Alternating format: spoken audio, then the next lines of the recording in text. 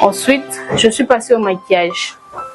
Pour le maquillage, un petit conseil, c'est pas donné. Donc, on n'utilise pas n'importe quel fond de teint sur n'importe quel visage.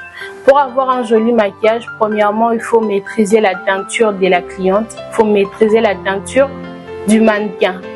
J'ai commencé par nettoyer son visage pour enlever un peu, quelque part nettoyer les visages à l'aide d'une lingette.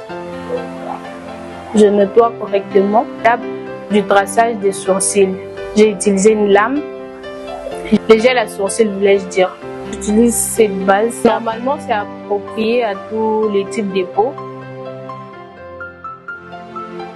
Je me suis servi du fond de teint en poudre pour matifier les sourcils et éliminer au moins l'effet du gel que j'ai mis au-dessus.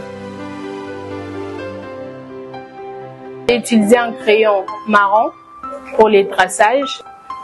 J'ai eu à utiliser le concealer et le fond de teint de sa teinture.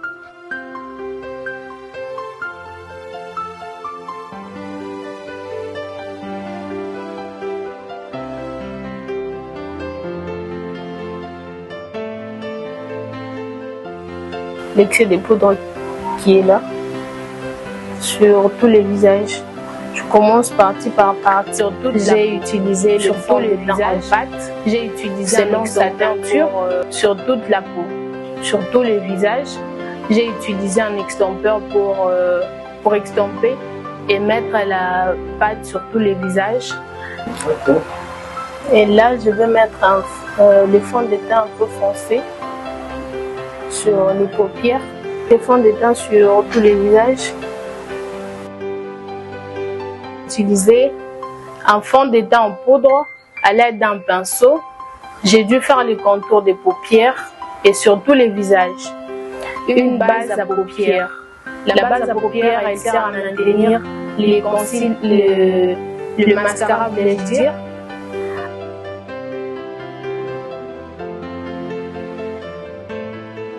Appliquer le mascara.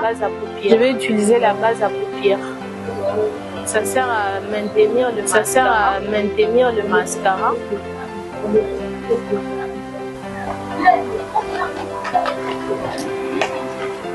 Après ça, je prends le mascara. Je commence avec les mascaras café. La poudre pour tout le visage. J'ai utilisé sur tous les visages. Après ça, je suis passée à l'autre étape qui consistait à ranger les lèvres. J'ai fait un contour marron sur tous les lèvres. Ensuite, là au milieu, j'ai mis du rose pâle, rose à lèvres mais pâle, pour appliquer les fixateurs. Voici au moins les fixateurs que moi je vais utiliser pour fixer le maquillage.